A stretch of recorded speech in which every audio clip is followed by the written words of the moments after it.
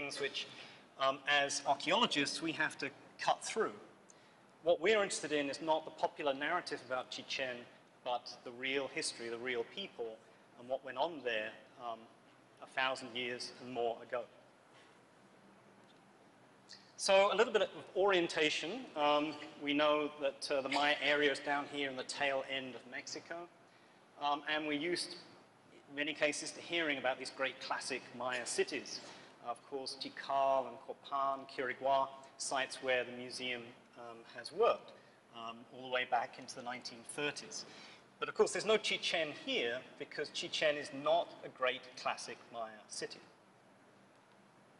Chichen, up in the north, doesn't exist on its own. It exists within this transitional era between the classic and what comes later. Initially the terminal classic and then into the post-classic. And we'll be talking about those things as I go along. What's important, I think, is to situate Chichen within not just time, but also the geography and the cultural surroundings, its fellow cities up there in the north. So there's Coba, Ekbalam in the east, and often the west, Uxmal and Mayapan. Now, these sites did not coexist. They were sequential to each other in many ways. We look first at Coba. It's a very ruined site. It's a very atmospheric place. There are beautiful lakes and wildlife. But the site itself is very heavily dilapidated. This is the famous Nohokmul pyramid, and it's one of the few that you can climb with any safety. Coba, it comes at the end of the great classic tradition. In many ways, it's not very typical of the north. It's more typical of the southern lowlands. Places like Tikal or Naranjo or Piedras Negras. This is the kind of culture that Coba is part of. And therefore, of course, it has monumental stela stretching all the way back into the early classic, late classic, and up till the very end of the late classic. Ekbalam is probably much less well known. The site is a lot smaller. Coba is really vast, but Ekbalam is very concentrically positioned, very tightly spaced, and in the last few years has produced some wonderful stucco sculptures, really elaborate things. Now, the thing about Ekbalam is it's sort of a brief fluorescence. This is, we know from the inscriptions that this is was created as a phenomenon under one and perhaps two rulers. The other thing that's interesting about Ekbalam is that we know that the ancient name of Ekbalam was Ekbalam. All of this time, people have known the ruins by the same name, and we've now found it in the inscriptions as the place name. And that's incidentally is true of Coba as well. These are both ancient Maya names. Okay, so Uxmal, we're back to a very large center, and really a very different one in many ways. This is typified, or typifies Puk-style architecture. This is very, very finely cut stones which are mosaic together with a loose rubble fill behind, with these sort of monstrous masks. Most of them actually represent mountains rather than the rain god Chak, which is often said about them. But this is very, very typical of Puk style. And Uxmal was not alone. There was a lot of other sites, Kabah or Sayil, Labna, a whole community of centers, but all in this western Puk region. Finally, we have Mayapan. Mayapan is different again. As we will see, as we go through looking at these various buildings, it's modeled after Chichen. It's really like a little miniature version of Chichen. The site was excavated back in the 1940s and 50s, and the site plan is radically different. This is a walled city with very dense population inside it. It clearly belongs to the very late post-classic. It's talked about in the colonial sources, and we believe that it was abandoned in the year either 1441 or 1461, just before the Spanish arrived, about a century or so before the Spanish arrived. So if we're trying to locate Chichen in time, we have to place it in between these earlier sites of Coba, Ekbalam, Uxmal, and what goes on later on at Mayapan.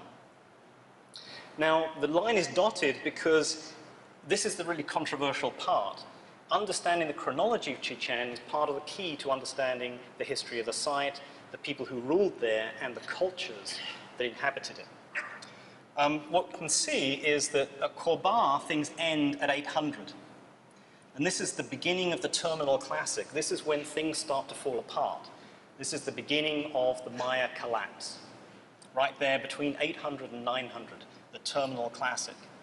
Ekbalam survives a little bit longer, has monuments going all the way up to almost up to 900, but not quite, and clearly was fluorescent, in a sense superseding Corba.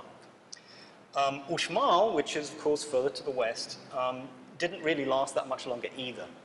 This is part of the Puc fluorescence, which came about just after the southern Maya cities were collapsing. But they're all sort of done and gone before Chichén has really hit its stride. Maipan comes in and then dominates for much later periods. So let's get an orientation of the site itself.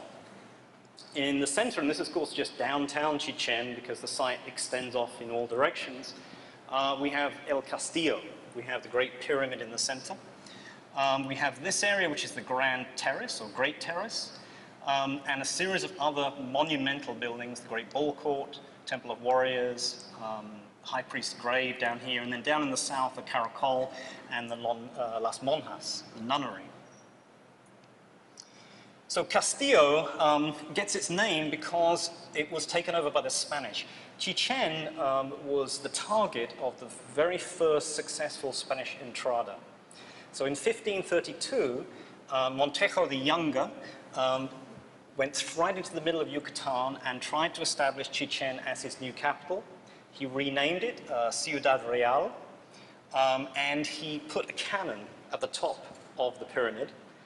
In fact, he poked a hole through one of the walls in order for it to project out. And thereafter, that's how it got its name of El Castillo, the castle. So it was, of course, still standing when the first explorers and visitors came to the site, really beginning in the 19th century. But you can see how heavily overgrown it is. Already on the right-hand side, this has been cleared. So the left-hand side has been cleared of trees. This would have been completely covered in trees at one point. So when we now sort of throw ourselves forward, say, into the modern era where Chichén has become this great mecca, really, for a certain ideas of Maya spiritualism, sort of a totemic Maya center, we have to keep in mind that when we find the famous snake on the equinox, which this shadow is projected down here and is supposed to represent the diamonds of the snake's back. Well, we know the snakes were indeed there. That's how they were found. But the thing to bear in mind is just how ruined that pyramid was. So everything about those balustrades were archaeological reconstructions. They may or may not have been accurate, but they certainly weren't created with the idea of, certainly not in the modern era, of reflecting an equinox shadow. Whether they did in ancient times, I think it's still a little bit debatable. Okay, so let's continue our tour, and if Chichén is famous for anything other than the Great Castillo, it's famous for the sacred cenote. This is the great hole in the earth. This is the sink hole. As we'll see a little bit later, Yucatan is covered in these things. It's to do with weaknesses underground, which form collapsed structures, which the water eventually wears away, and the ceiling collapses into what used to be huge caves. Here, I think you don't really get a sense of the scale because these are sort of full-size trees up here. So it's really quite a large and very circular structure. Now, we have some ethnohistory, we have some descriptions. Diego de Landa was the great chronicler of the early Maya period. He's a very ambivalent figure, a very problematic figure in many ways. But certainly, he made some comments in some of the very earliest documentary records of Chichén. So he says that into this well they have the custom of throwing men alive as sacrifice to the gods in time of drought. He also threw in a great many other things like precious stones and things which they prized. Well, this quickly became translated into virgins. I think we can see where this is going, and indeed, there she goes. Knowing that Lander had said that a great many of prize objects were thrown into the cenote meant that people were very, very interested in what might lie beneath the water. So, beginning in the very early part of the 20th century, in the 1901, 1903 kind of region, people started dredging. Edward Thompson was the leading figure in this project. They found a lot of skeletal material. There were indeed a lot of bodies in the cenote. It wasn't possible to determine skeletally whether they were virgins or not.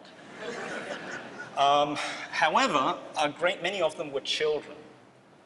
And it does seem as if, rather like the practice in central Mexico, the children were the victims given up as items of sacrifice. In case of the Aztec, they would be told that they're going to die, and their tears of fear would be what brings the rain. So it looks as if the cenote was used for that kind of thing. And as you can see, they really got serious a few years later. Actually went down with a full diving kit to wander around down there trying to pick things up. What they discovered was a lot of precious things. Gold is virtually unknown in the classic Maya era, even though it really extends all the way down to South America far, far earlier. Almost just the tiniest little pieces ever made it up to the Maya area during the classic period. However, in the post-classic that changes, and you get really the vast majority of gold that's ever been known for the Maya comes out of the cenote. So these are little golden masks. This is a much finer example. It's actually a face with a mouthpiece and sort of goggles for the eyes. This is actually represented on one of the reliefs at Chichen. You can see the same design here and the same feathered serpent up here.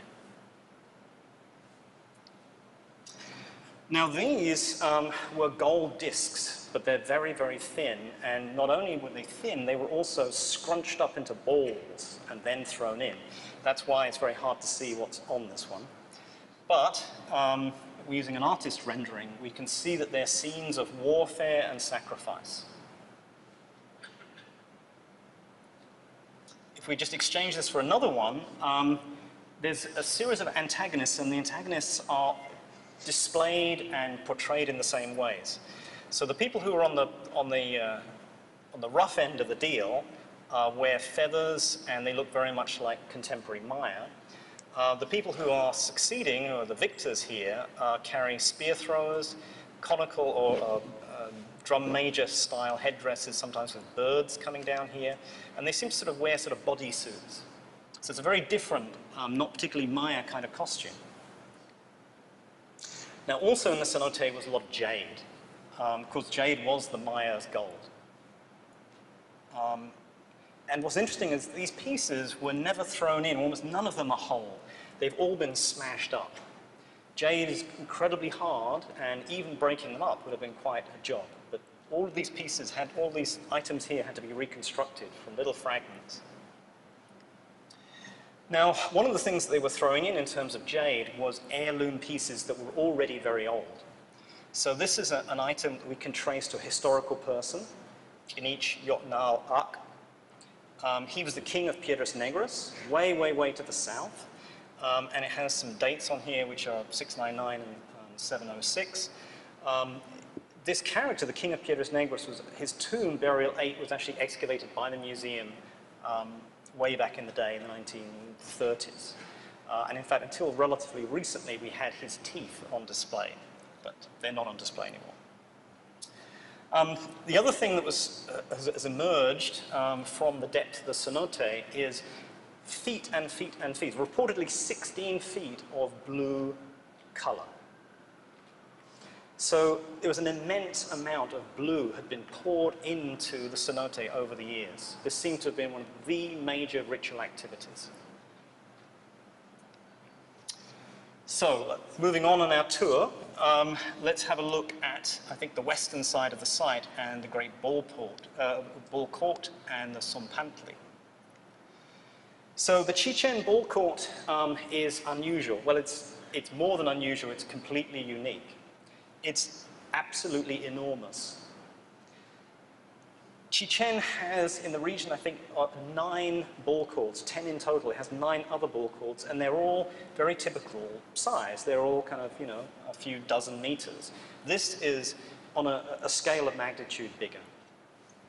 And there's a little reconstruction of what it would have looked like with associated temples. Of course, there are rings in which the ball should pass through. But if we see most of the rings in other sites, of course, they're nice and low, and you can imagine getting a ball through them. These ones are impossible. And out of that became the whole sort of, popular narrative idea that it was so hard to score, that if someone scored, they won the kingdom or had their head cut off or something. Whatever it was, that it was a very rare event. I think it's nigh on inconceivable to get a ball through there. And I think this points to the greater purpose, and I'm not the first person to think this, that the structure is not a ball court, it's a temple. It's a temple in the shape of a ball court. That's the way to understand it. And so when we have all these carvings, all these reliefs which run down the sides, including, of course, balls with skulls inside them, ball players here with axes, and here a kneeling ball player with his head chopped off and snakes sprouting out, we're really looking at mythology. We're not looking at a how-to guide of dealing with the winners or indeed the losers of a ball game. But if we want something grisly and gruesome and shows the darker side of Chichen, it's very close by. Because Zompantli, which is just behind the ball court, is a large base for a skull rack. What you can see are these skulls which have been pierced by stakes. And of course, we know this structure, and the name, of course, is not even Maya. This is a Nahuatl, this is an Aztec word, because we have these described for central Mexico, and specifically Tenochtitlan in the capital of the Aztec Empire. So we have depictions of these same kinds of structures, the same kind of base covered in skulls, and then in recent years, even the skulls themselves. And you can see that they're all pierced with a stake that goes, in this case, through the side. So there is a dark side to Chichen. There is a militaristic side, which this is designed to emphasize. Now, I can't entirely go through the history of Chichen without talking about Le Plongeon. He was one of the great sort of mystical characters. He comes from this transitional period, the 19th century, when you have some really important scholars emerging with some very interesting and long-lasting ideas. But you also get people who are, let's say, less mainstream. Le Plongeon believed that Chichen had been founded by Freemasons who had escaped Egypt via Atlantis. This was also part of his, he had a larger model that Palenque had been built by Polynesians. So we see that, you know, the scholarly tradition emerging out of a kind of antiquarian and a much more sort of far-fetched concepts which were floating around in the 19th century. One of Le Plongeon's contemporaries was someone of completely different order. It's one of his photographs as Charnay, the Frenchman. Charnay took some of the very first photographs of Maya buildings, and he also traveled very, very extensively. He had been to central Mexico, he had been through all the coastal regions, he'd been to all parts of the Maya area. And so he brought, not perhaps a sort of scholarly background, but someone with tremendous visual experience. And so when the Chakmul, this reclining figure, which we'd seen in the previous, back in Le Plongeon's photograph, he knew where he'd seen these things before. He'd seen them a long way away in central Mexico. This is from the site of Tula, which is going to feature quite heavily now. So Charnay, and after him a series of scholars, Tozer, Thompson, Morley, he began this whole tradition of comparing Chichen with Tula. Tula is to the northwest of Mexico City. It's not a huge site, but the important thing for our purposes is how much it resembles Chichen. Charnay separated Chichen into two parts. There was the part which was clearly influenced by the Puc. So this is the same kind of style we found at Uxmal. This is part of the Monjas complex. And here's the church, the iglesia. This belongs to a southern portion of the site. This is the Caracol. This is an observatory, we think. It has these concentric viewing points which are believed to line up with various stars. It could also be a wind temple and talk about the ways in which wind flows through these apertures. It's very typical of wind temples that they're circular in central Mexico.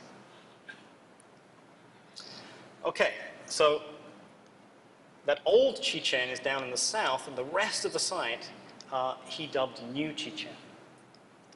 New Chichen has the chacmuls. It has the figures where it was believed that heart sacrifices took place, just there.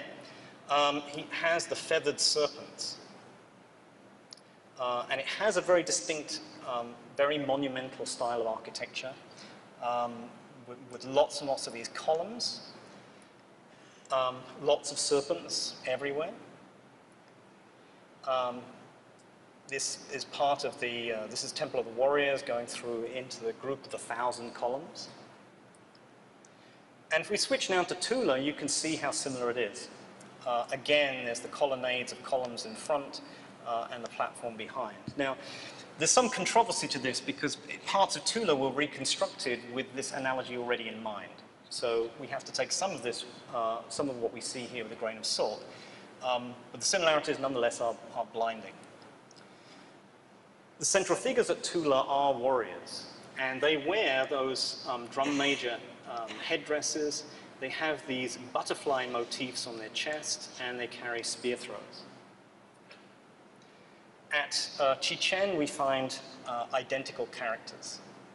Again, the same butterfly pectoral and carrying spear throws. Again, this is reflected time and time again. This is Atlantean figures. These are throne supports. Originally, they were colored. When the first watercolorists arrived at Chichen, you could just about see the color, which has now disappeared. And when we switch to Tula, we find almost the same objects. So the intriguing thing is just the distance between Tula and Chichen. These are a long way away, over 1,000 kilometers. And in between, there's really very little in terms of a widespread phenomenon of this particular style. And it is generally referred to as Toltec. Now, the Toltec are referred to in the sources of central Mexico as being great warriors. The Aztecs saw themselves as being descended from the Toltecs, and they were presumably the inheritors of the power of Teotihuacan, which had collapsed by that time, at the end of the Classic. So the Toltec are terminal Classic and into the early post-Classic. The problem is that beyond Tula itself, beyond some of these references, beyond things that have come through Aztec sources, we have very little tangible data for what Tula and the Toltec were really all about. A lot of the time we interpret Tula by means of Chichen, and this adds this kind of circularity, which means that both of them become more confused. Now, in terms of ethnographic sources, we do have Maya sources, and they come in the form of the Chilambalam documents. These are groups of collections of prophecies and myths, as well as much more mundane matters, which were constantly being collected and recopied. So the copies that we're seeing are probably 18th century in date. But the information within them is much, much earlier, and it refers to the Maya calendar in all sorts of interesting ways. But they're very cryptic. They're very, their language is very complex and difficult to decipher. So it's in these documents that we find the early historical references to Chichen Itza. But unfortunately, they're not fixed in time. They're attributed to what are called cartoons. Now, anyone who came to be belabored by my talk about 2012 might have remembered cartoons are 20-year periods. And what happens is that they cycle. And depending on the number, they will rotate through a set of 13, which comes together to 256 years. Now, after 256 years, the cycle then repeats itself. So when they say that something happened in cartoon 6 How, it could have been at any one of those points, of those cycles going back in time. Well, anyway, it tells us that Chichen Itza was founded in 6 How, that it was abandoned in 8 How, that in 4 How it was occupied by the Itzá. Now, the Itzá feature in a number of other documents, and they're treated as being Mexicans. They're specified as coming from Mexico. They're said to be warriors who occupied and took over the Yucatan Peninsula.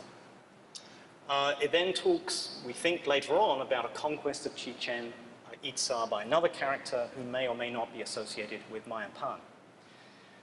A series of names are connected to these events, but in reality, it's very, very hard to untangle it all. It's irresistible to use this information, but we have to be very cautious about how we do that. What the sources do mention is the arrival of Quetzalcoatl, which in Maya was Kukulkan. Now, Quetzalcoatl was the great emerging god complex, an ideology in central Mexico. Quetzalcoatl had at one time been amongst a series of other gods in the same sort of strata, but his identity became subsumed into a historical character. And at any one time, it's very hard to tell whether they're talking about the god Quetzalcoatl or they're talking about a human Quetzalcoatl. But the sources in Mexico say that Quetzalcoatl had to leave. He was ejected and he went to the east. The sources in Yucatan say that Kukulkan came from the west and ruled at Chichen Itza. So these are all little fragments of information that we're trying to pull together here. So this is just a little bit of the evidence that, of this feathered serpent, which is what Quetzalcoatl means, was already a very, very major part of the iconography of central Mexico. This is Xochicalco, a site which is in some ways influenced by Maya architecture and dates the classic period. But equally, of course, the Aztec had this plumed serpent, Quetzalcoatl. So the central El Castillo temple was described as being the building, the temple to Kukulkan. And of course, those serpents, we don't see them here, but the serpents running up those palisades and some of the iconography at the top support the idea that the plumed serpent was being celebrated in this building. So we might hope that the inscriptions of Chichen might illuminate some of this. They might help to let us know who the Itzá were, tell us about Kukulkan, tell us about all these interesting events that took place, both we know archaeologically, iconographically, and ethnohistorically. But unfortunately, they do almost none of that. The inscriptions at Chichen are not few in number. They're quite numerous. But their preservation is poor on the whole, and even when it's not poor, their content, their phrasing, the ways that they use their signs is very, very difficult to read. So those of us who work in earlier periods and work in the southern lowlands, we can have a pretty good handle on most inscriptions that might come out of the ground. But at Chichen, we're presented by texts that we can barely read at all. They use a different kind of chronological system, and that can be very hard to read. And just extracting people, events, the whole narrative of Chichen inscriptions seems to be different. So this is Stela 1. We don't even have a proper date. We can't reconstruct a date for it. Some are, as I say, well preserved, and they supply certain names, some of which we can read, some of which we cannot. Here is something which is Kokum. And Kokum is an interesting name because that becomes a patronym, it becomes the ruler's name at Mayapan. Possibly connected, possibly not. There are certain relationships between these characters, and we can assemble family trees to some extent. We can project who we think were rulers using titles that we don't really see anywhere else. But I think a lot of that information is really struggling, is really grasping at things which we can't pin down. So I think much as I would love there to be a great epigraphic solution to this mystery, there's almost nothing there. What we can say is a few little fragments. This is the Casa Colorado. This is the red house. And inside it, it has a carved vault jam. And that is the inscription. It's a very well preserved one by Chichén standards. It talks about a series of ritual events. Interestingly, it has some vernacular Yucatec. Yucatec is the language of the northern lowlands, and yet almost all inscriptions, even the ones in the north, are written in a different language. They're written in Cholan. It's the prestige language of rulership from the south. But here, there are some verbal structures and some indications that Yucatec is being spoken and is sort of filtering into the writing system. Now, there's what we call a collocation. There's a sign group which is common not just in that text, but in a number of other places as well. And we can break that down quite easily into syllables, a, ku, pa, ka, la. And that makes a very legible name, Kakobakal. Fire is his shield. This was the first Maya name to actually be successfully deciphered. David Kelly in 1968 published this decipherment. I mean, it predates the Pakal who's buried at Palenque and actually led to that decipherment. So what's interesting is that if we turn back to those Chilambalam documents, they talk about a powerful captain of the Itzá. And they do so just here, and you can just about see it. It's Kakopakal. So these may not be the same person. This may be very, very different repeating names. When you see things like this, you can't automatically assume it's the same historical person.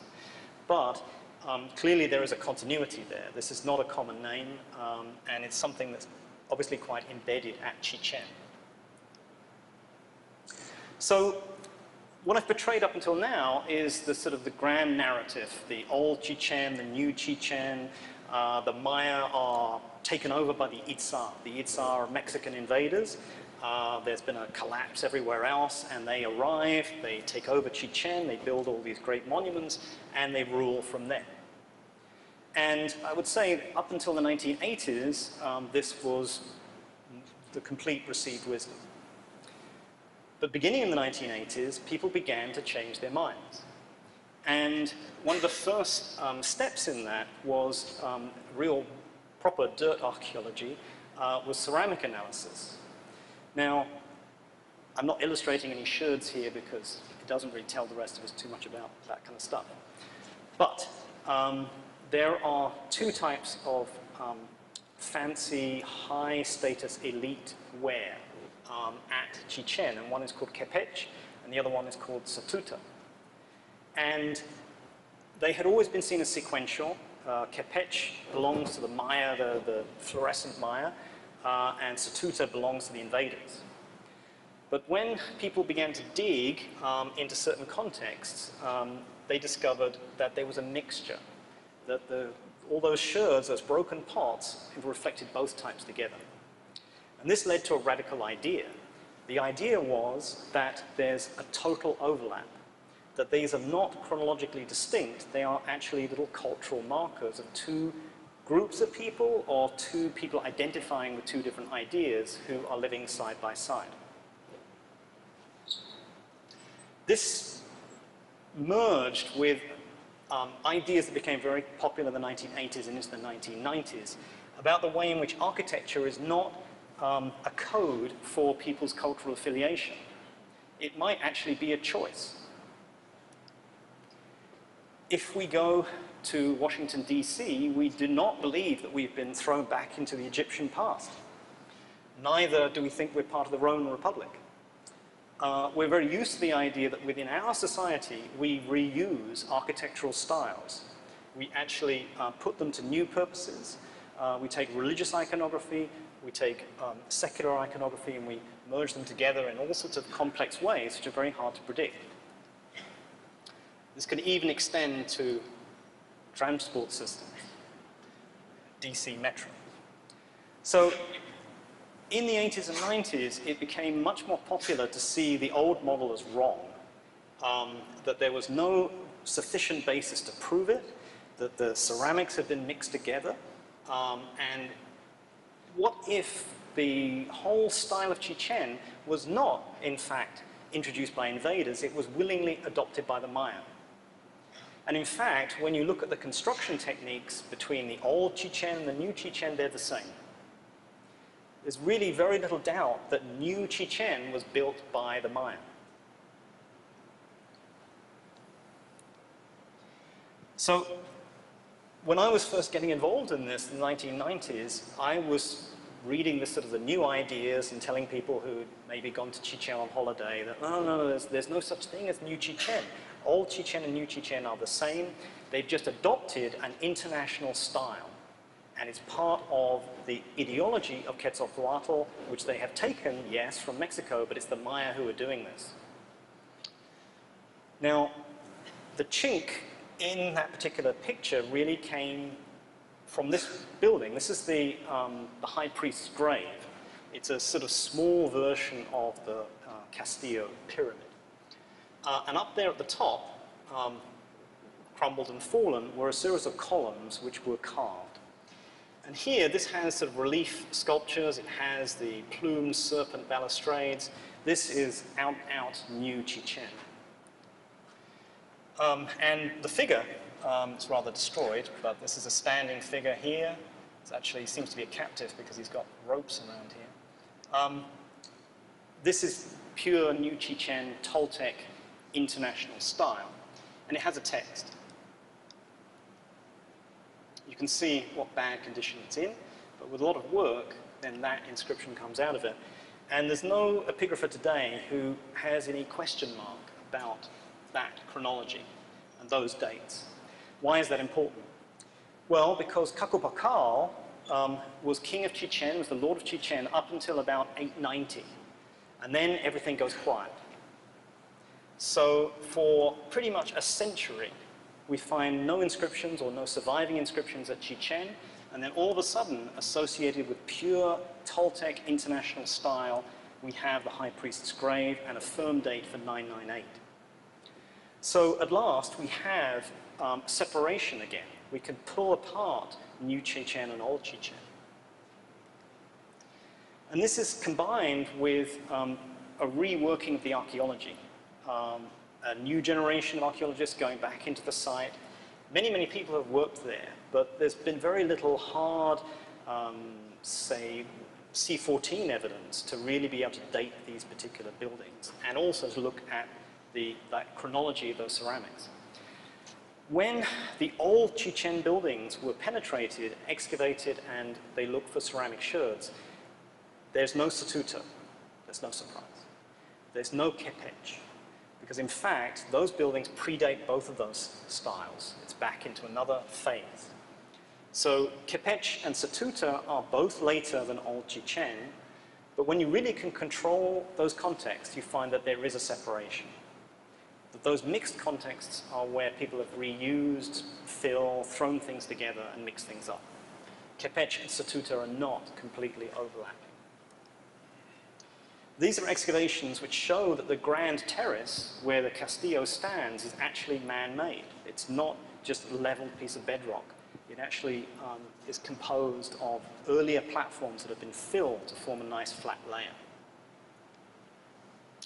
So two recent archaeologists, Volta and Braswell, have been re-looking at the carbon-14 data. And they've been doing so with what's called Bayesian statistics. Bayesian statistics are not particularly complicated. What it says is that if you have a wood sample, say a lintel that used to support the roof, or maybe a piece of wood which comes from a ritual offering that's been burned and buried, if you can see the wood grain, then you know that the ones on the outer side, closer to the bark, are going to be new wood, and those closer to the core are going to be old wood. If you take a series of samples throughout that, that section of the wood, then you already have a piece of data as to which is earlier and which is later. And this helps to constrain the always erratic nature of how wide apart a certain C14 result might be. The end result is you get more accuracy. And here, a series of early Maya style, the old Chichen buildings have been calibrated to show these kind of ranges, whereas the terrace, which is being filled up in times in preparation for new Chichen, and finally the Castillo, all fit where we'd expect them to. In other words, in sequence to each other. So these are not completely contemporary. They are actually one happening after the other, and happening in the same kind of date ranges that the monuments were suggesting for Cacopacal, around here, and the High Priest's grave range up there in around 1000. So we can now, we had the vision. Charnay had the vision of Tula and Chichen and old Chichen and new Chichen, and then we had revision. We had the birth of the international style, where people were making choices. They weren't being invaded. And I think we're moving quite rapidly back to the old model. Sometimes it really is, if it looked like a duck, it really is a duck. We have a break which is very close to the general meltdown of classic Maya civilization, coming just shortly before 900, and then a period, we don't know how long, where all of a sudden Chichen becomes galvanized and changed. So were the Itzá invaders, were they people who came to the Yucatan Peninsula, or is that a fiction that scholars have told ourselves? We're still trying to fit these pieces together. But I think the de facto idea that that's not possible, I think, is wrong, and I don't think it can be supported. The reason for that is that we already have, or we now have, a good precedent.